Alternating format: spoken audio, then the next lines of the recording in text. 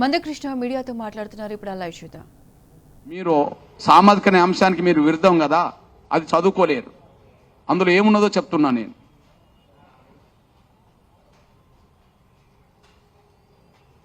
జనాభా ప్రాతిపదికపై వారికి రావాల్సిన దానికంటే ఎక్కువ ప్రాతినిధ్యాన్ని ఏ ఇతర అల్పసంఖ్యాక వర్గం కోరకూడదు.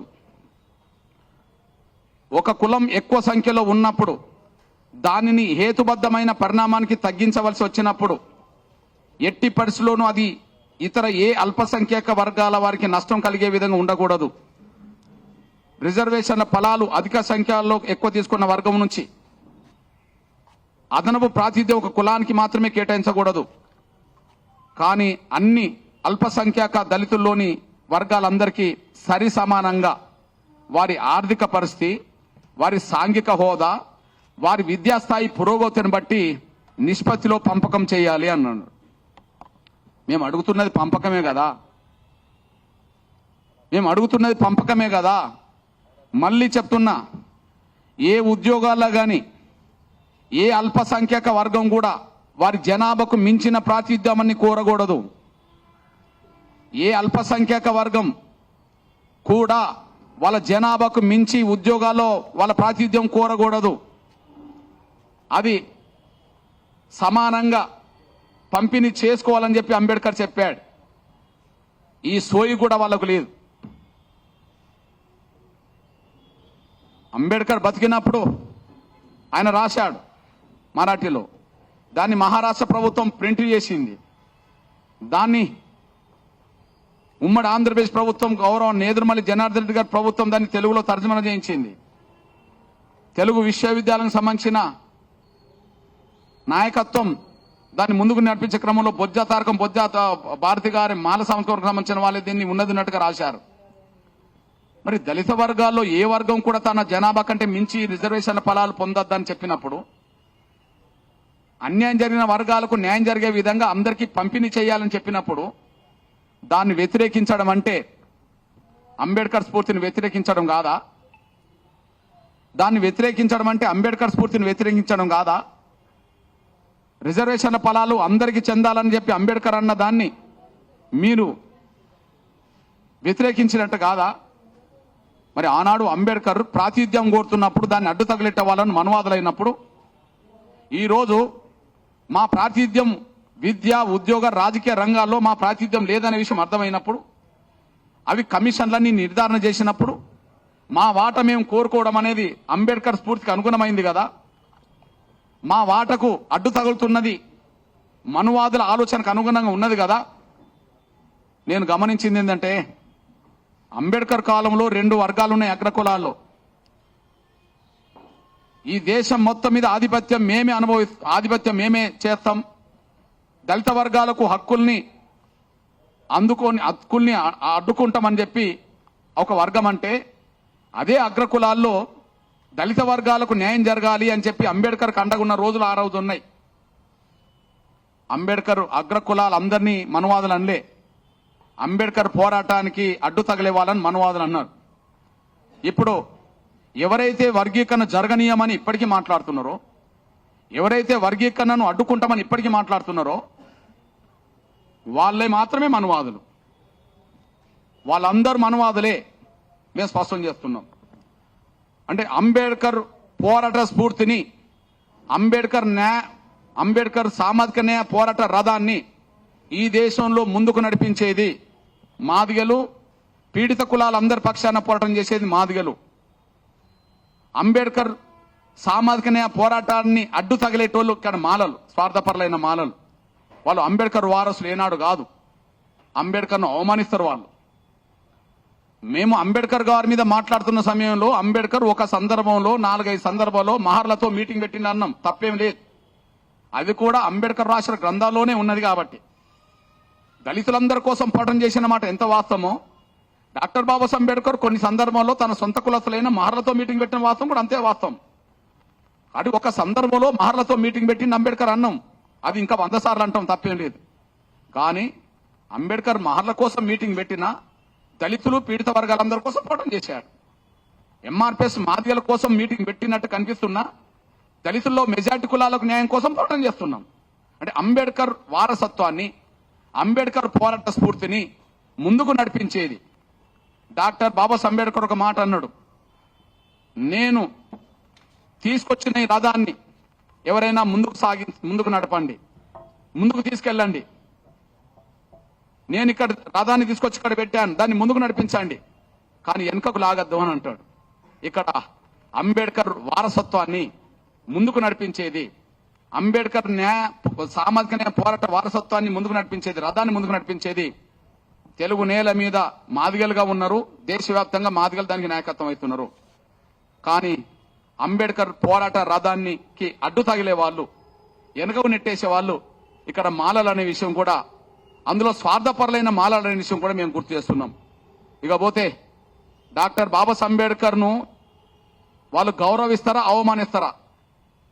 డాక్టర్ బాబాసాహెబ్ అంబేద్కర్ ను వాళ్ళు గౌరవిస్తారా, అవమానిస్తారా? నేను అంటున్నా, జపం చేయడం కాదు, అంబేద్కర్ పట్ల జపం చేయడం కాదు. నిన్న డాక్టర్ బాబాసాహెబ్ అంబేద్కర్ ను వేదిక సాక్షిగా అవమానించారు. నిన్న డాక్టర్ బాబాసాహెబ్ అంబేద్కర్ ను వేదిక సాక్షిగా అవమానించారు. సోదరులారా, వాళ్ళు డాక్టర్ బాబాసాహెబ్ అంబేద్కర్ పక్కన బాబు జగజీవన్ రామ్ ఫోటోను కూడా ఉండనివ్వరు. అంబేద్కర్, బాబు జగజీవన్ రామ్ సమకాలికులుగా పనిచేసినారు దళితుల కోసం. కార్మిక శాఖకు మంత్రిగా బాబు జగజీవన్ రామ్ ఉంటే, న్యాయశాఖ మంత్రిగా ఏకకాలంలో అంబేద్కర్ ఉన్నారు నెహ్రూ ప్రభుత్వంలో. రాజ్యాంగ నిర్మాణంలో 4-5 సబ్ కమిటీలో 2 భాగస్వాములు ఉన్నారు. రిజర్వేషన్ల సాధన కోసం పాఠం అంబేద్కర్ చేస్తున్న సమయంలో అండగా నిలబడ్డ కాడ బాబు జగజీవన్ రామ్ ఉన్నారు. అంటే అంబేద్కర్ కు సమకాలికుడైన బాబు జగజీవన్ రామ్ ఫోటోను అంబేద్కర్ పక్కన పెట్టడానికి మాత్రం అంగీకరించారు. కానీ నిన్న వేదిక మీద ఎవరైతే నిన్న వేదికను నడిపించారో, ఎవరైతే మాలల తరపున మేము ఉన్నామని చెప్పి మాట్లాడడానికి ముందుకొచ్చారో, వాళ్ళ తండ్రి గారి ఫోటో వేదిక మీద పెద్దగా పెడితే అంబేద్కర్ ఫోటో చిన్నగా పెట్టారు. వెంకటస్వామి గారు ఈ దేశానికి సేవలు ఏం చేసిండో తెలియదు, కానీ రాజ్యాంగ నిర్మాత డాక్టర్ బాబాసాహెబ్ అంబేద్కర్ ఫోటో కింద ఉంటే వెంకటస్వామి గారి ఫోటో పెద్దగా ఉన్నది, పైన ఉన్నది.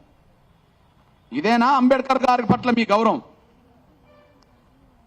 ఇదేనా అంబేద్కర్ గారి పట్ల మీరు ఇచ్చే గౌరవం? మీ ఫోటోలో సాక్షిగా అంబేద్కర్ ను ఎక్కడ నిలబెట్టినట్టు చేశారు, వెంకటస్వామి గారిని ఎక్కడ నిలబెట్టినట్టు చేశారో ఇంతకంటే సాక్ష్యం ఏం చెప్పాలా? అంటే అంబేద్కర్ ను అగౌరవపరిచే కాడ మీరే ఉన్నారు.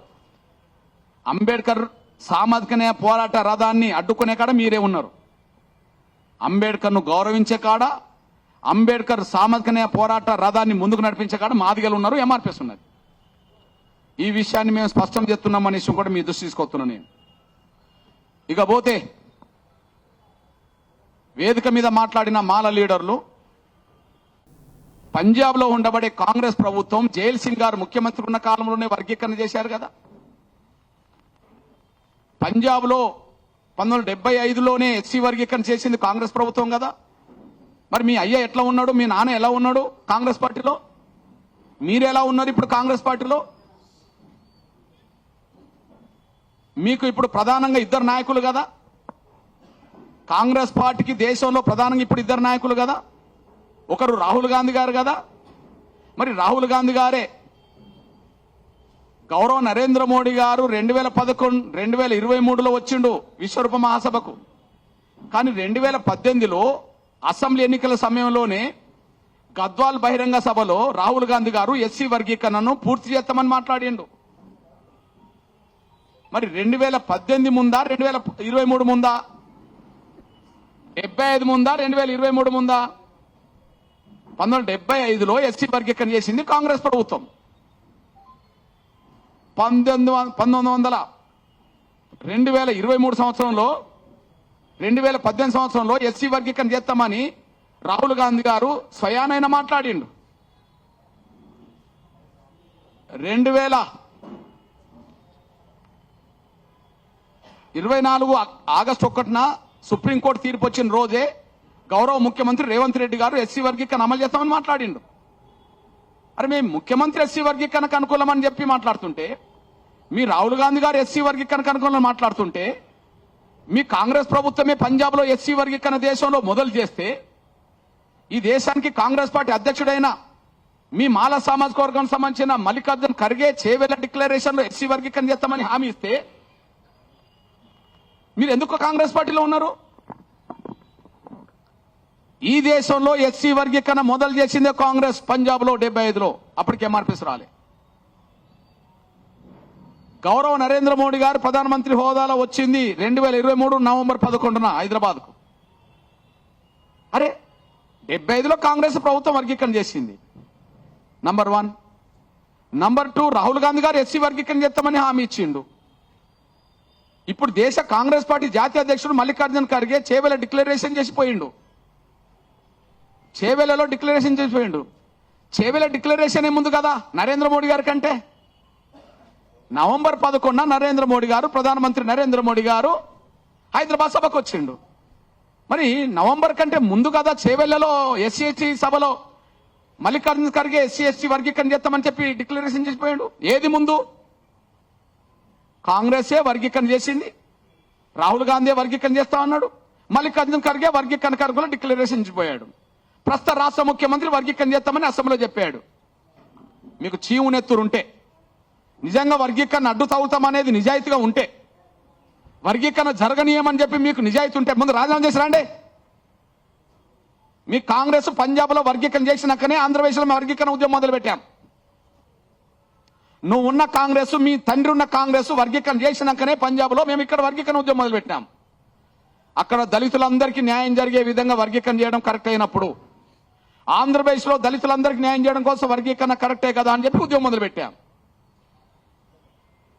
మరి మీకు వర్గీకరణ అడ్డు తగిలే శక్తి నిజాయితీగా ఉంటే, మాలల్ని భ్రమలు పెట్టకుండా, మాలల్ని పక్కదారి పట్టించకుండా మీకు చేతనవుతే రాజీనామా చేసి వర్గీకరణ సమర్థించే పార్టీలు చేరండి, లేదా మీలో పార్టీ పెట్టుకోండి. ఏదైనా ఎస్సీ వర్గీకరణ వ్యతిరేకించే పార్టీ ఉన్నదనుకోండి, ఏదన్నా ఎస్సీ వర్గీకరణ వ్యతిరేకించే పార్టీ ఉన్నదనుకో ఆ పార్టీలో చేరు, లేదా నువ్వు పార్టీ పెట్టుకో. ఎస్సీ వర్గీకరణ వ్యతిరేకించడానికి నువ్వు పార్టీ పెట్టుకో. ఎందుకు డ్రామాలు? ఎందుకు వేదికల మీద డ్రామాలు? ఎందుకు మాలల్ని పక్కదారి పట్టిస్తారు? అంబేద్కర్ స్పిరిట్ కి విరుద్ధంగా మీరు పక్కదారి పట్టిస్తున్నారు. అంబేద్కర్ సామాజిక న్యాయ పోరాట రథాన్ని మీరు అడ్డు తగులుతున్నారు. మళ్ళీ గౌరవ నరేంద్ర మోడీ గారి మీద మీరు దుష్ప్రచారం చేస్తున్నారు. గౌరవ నరేంద్ర మోడీ గారు ప్రధానమంత్రి హోదాలో 2023 నవంబర్ 1న వచ్చి చెప్పిండు. మరి 23 ఎప్పుడు? 1975 ఎప్పుడు? 23 ఎప్పుడు? 2018 ఎప్పుడు? 23 ఎప్పుడు? నవంబర్ ఎప్పుడు? అక్టోబర్ ఎప్పుడు? అక్టోబరే ముందు ఖర్గే గారు డిక్లరేషన్ పోయింది. 2018 రాహుల్ గాంధీ ముందు, అదే సమయంలో 75లో పంజాబ్ ముందు. మరి మీరు కాంగ్రెస్ పార్టీలు ఎందుకున్నారు? ఎందుకు ఉండాలి? అదే సమయంలో మీరు వర్గీకరణ వ్యతిరేకించదలుచుకుంటే మీకు ఏ పార్టీ మీకు ప్లేస్ ఇవ్వదు. వర్గీకరణ వ్యతిరేకించదలుచుకుంటే ఈ తెలుగు నేల మీద ఏ పార్టీ మీకు ప్లేస్ ఇవ్వదు, మిమ్మల్ని రానివ్వదు. మీకు రెండే మార్గాలు: సొంత పార్టీ పెట్టుకోవడమో, లేదా మాయావతి వర్గీకరణ అడ్డుతవుతుందని మీరు గొప్పలు చెప్తుండ్రు కదా, మాయావతి వర్గీకరణ వ్యతిరేకందని గొప్పలు చెప్తుండ్రు కదా, మీరు తెలంగాణలో, ఆంధ్రప్రదేశ్లో ఆ మాయావతి పార్టీలో చేరి వర్గీకరణ వ్యతిరేకంగా మేము బీఎస్పీ ఉంటామని ప్రచారం చేసుకోండి. 30 ఏళ్లుగా మా ఒంటి మీద నల్ల కండవ మారలే, నీ ఒంటి మీద 3 కండవలు మారినాయి. నీ ఒంటి మీద 3 కండవలు మారినాయి. మీ నాన్న కాంగ్రెస్ లో ఉన్నప్పుడు మీరు కాంగ్రెసే. ఆ కండువ కాంగ్రెస్ వర్గీకరణ సమర్థిస్తున్నది. కాంగ్రెస్ వర్గీకరణ సమర్థిస్తున్నది సూత్రరీత్యా. నంబర్ 1. ఇక నీ కాంగ్రెస్ లో ప్లేస్ ఏంటయా? నంబర్ 2, నువ్వు కొంతకాలం బీఆర్ఎస్ లో ఉన్నావు. మీ ఒంటి మీద బీఆర్ఎస్ కండు వచ్చింది. నువ్వు బీఆర్ఎస్ లో ఉన్నావు. బీఆర్ఎస్ శాసనసభలో తీర్మానం చేసి కేసీఆర్ గారు కేంద్రానికి పంపిండు.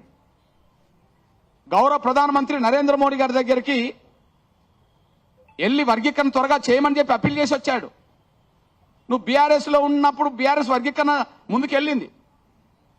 నువ్వు మొన్నటి వరకు బీజేపీలో ఉన్నావు.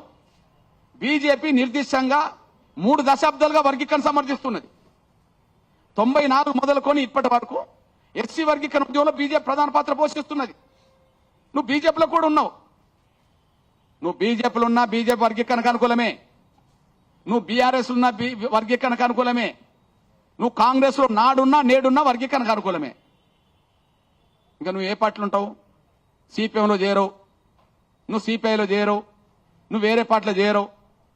ఒకవేళ ఉత్తరప్రదేశ్లో మాయావతి వర్గీకరణకు వ్యతిరేకంగా ఉన్నదని మాట్లాడుతున్నప్పుడు ఆమె పార్టీని ఇక్కడ బలపరచడానికి మీరు బీఎస్పీలో చేరండి, మాకు అభ్యంతరం లేదు.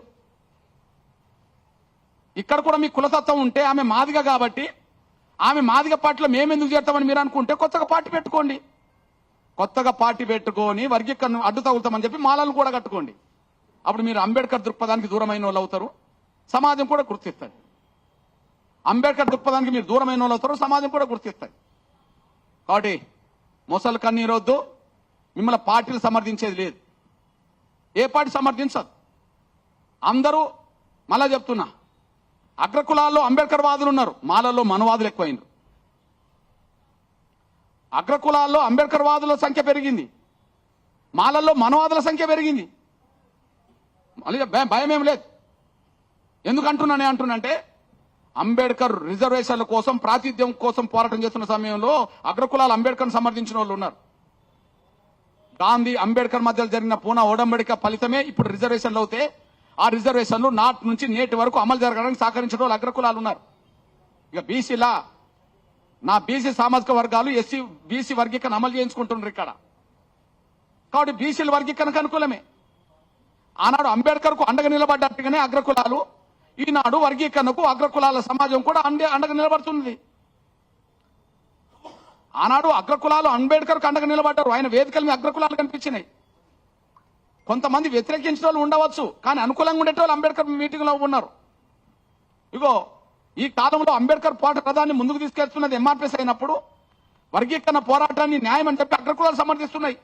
ఇక్కడ బీసీలు సమర్థిస్తున్నారు, బీసీలు వర్గీకరణ అమలు చేయించుకుంటున్నారు, ఎస్టీలు వర్గీకరణ సమర్థిస్తున్నారు, ముస్లింలు వర్గీకరణ కోరుకుంటున్నారు. ఎందుకంటే ఏబిసిడి ఈలో ముస్లింలో వచ్చింది రాష్ట్రంలో. చివరికి దళితుల్లో 59 కులాలు ఉంటే మీరు ఒంటరి వాళ్ళు. చివరికి దళితుల్లో 59 కులాలు ఉంటే మీరు ఒంటరి వాళ్ళు.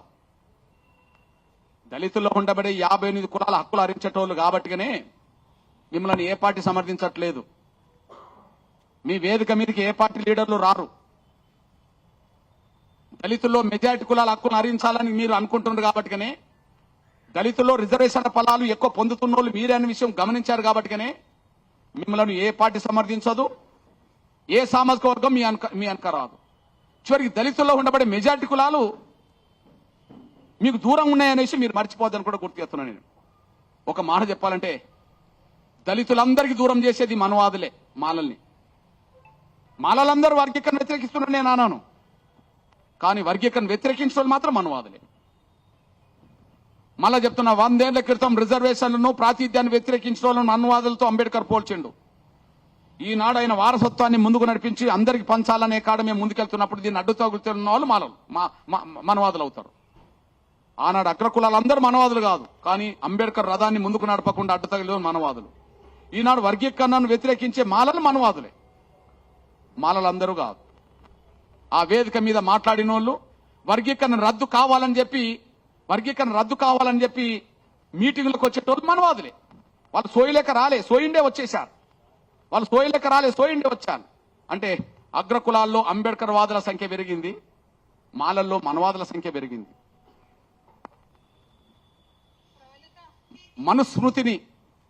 మనుస్మృతిని అంబేద్కర్ కాలంలో ఎక్కువ మంది అగ్రకులాలు అనుసరించారనేవాళ్ళు, కానీ ఆ మనుస్మృతిని ఇవాళ ఆవరించుకొని దాన్ని అమలు చేస్తున్నది, దాన్ని ఆచరిస్తున్నది మాలల్లో ఉండబడే స్వార్థపరులు, వాళ్ళు మనవాదులు. ఇది స్పష్టం. ఇకపోతే ఈ దేశ అత్యున్నత న్యాయస్థానంను వ్యతిరేకిస్తున్నారు వీళ్ళు. నేను అంటున్నా, మొసలు కన్నీరు వేదిక మీద మాలలు మొసలు కన్నీరు ఏం కడుతున్నారంటే సుప్రీంకోర్టు తీర్పునట అంగీకరించారట, పార్లమెంట్ లో బిల్లు పెట్టాలంట. మరి బిల్లు పెట్టమని అడగంగా ఎవరన్నా అద్దన్నారా? మేము ఎస్సీ వర్గీకరణ సంబంధిస్తున్నాం, బిల్లు పెట్టమని కోరుకోండి. మేము ఎస్సీ వర్గీకరణ సంబంధిస్తున్నాం, బిల్లు పెట్టమని కోరుకోండి. కానీ స్వార్థపరులారా, పార్లమెంట్ లో బిల్లును అడ్డుకునేది మీరే కదా. 2004లో సుప్రీంకోర్టు 5 జడ్జీలతో కూడిన రాజ్యాంగ ధర్మాసనం ఎస్సీ వర్గీకరణ చేసే అధికారం రాష్ట్రాలకు లేదు, పార్లమెంటుకు మాత్రమే ఉన్నదని చెప్పినప్పుడు, ఎస్సీ వర్గీకరణ చేసే అధికారం రాష్ట్రాలకు లేదు, పార్లమెంటుకే ఉన్నదని చెప్పినప్పుడు, మరి మీ నాన్న కాంగ్రెసే ఎంపీనే 2004, 2009 మధ్యలో, మీరు 2009, 2014 మధ్యలో మీరు ఎంపీనే. అయ్యా కొడుకులు ఎంపీలే కదా, మరి ఎందుకు అడ్డు తగిలిండ్రు? అధికారం అప్పుడు మీ చేతిలో ఉన్నది కదా, కేంద్రంలో అధికారం మీ చేతిలోనే ఉన్నది కదా. దయచేసి ఈ వాదనను అర్థం చేసుకుంటారని ఆశిస్తున్నా నేను. ఇప్పుడు పార్లమెంట్ లో బిల్లు పెడితేనే మంచిది అంటుండ్రు కదా, సుప్రీంకోర్టు తీర్పును పట్టించుకోమంటారు కదా. మరి ఆనాడు సుప్రీంకోర్టు తీర్పు 2004లో ఎస్సీ వర్గీకరణ చేసే అధికారం పార్లమెంట్కు ఉన్నదని చెప్పింది కదా. మరి 2004లో ఎంపీ ఎవరు? మీ నానే కదా అడ్డం పడ్డది. 2009, 2014 మధ్యలో ఎంపీ మీరే కదా మరి అడ్డం పడ్డది. మరి సుప్రీంకోర్టు తీర్పును అమలు కాకుండా పార్లమెంట్లో అడ్డం పడ్డది మీరే కదా. అన్నాడు ప్రభుత్వం మీ చేతులు ఉన్నది, ఎంపీలు మీరే కదా. తండ్రి 2004, 2009 మధ్యలో ఉన్నాడు, అప్పుడు సుప్రీంకోర్టు తీర్పు అప్పుడే వచ్చింది. 2009, 2014 మధ్యలో మాల ఎంపీలే అడ్డం పడ్డారు.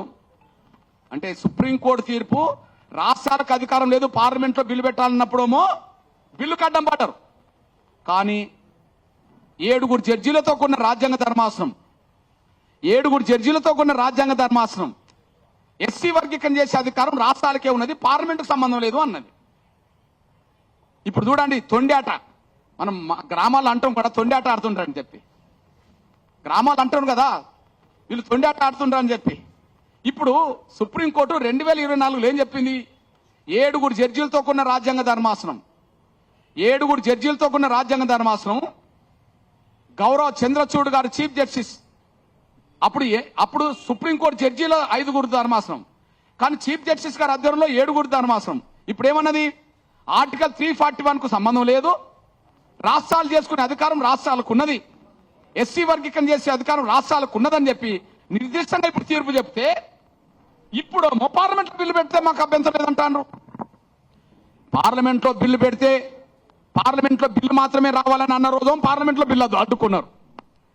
ఇప్పుడు అసలు పార్లమెంట్కే సంబంధం లేదు, ఆర్టికల్ 341 సంబంధం లేదు, ఎస్సీ వర్గీకరణ చేసుకునే అధికారం రాష్ట్రాలకే ఉన్నదని చెప్పి ఇప్పుడు తీర్పు వస్తే, ఈ తీర్పు మాత్రం మాకు సమర్థించము ఖచ్చితంగా ఇప్పుడు పార్లమెంట్ లో కావాలని అంటున్నారు. అంటే తొండాట కాకపోతే ఏంటి? అధికారం మీ చేతులు ఉన్నప్పుడు బిల్లు కాకుండా అడ్డపడ్డది మీరే, అధికారం చేతిలో ఉన్నప్పుడు బిల్లు అడ్డపడ్డది మీరే. ఇప్పుడు సుప్రీంకోర్టు తీర్పు వస్తే మళ్ళా సుప్రీంకోర్టు తీర్పుని ఇప్పుడు అంగీకరించమంటున్నది మీరే.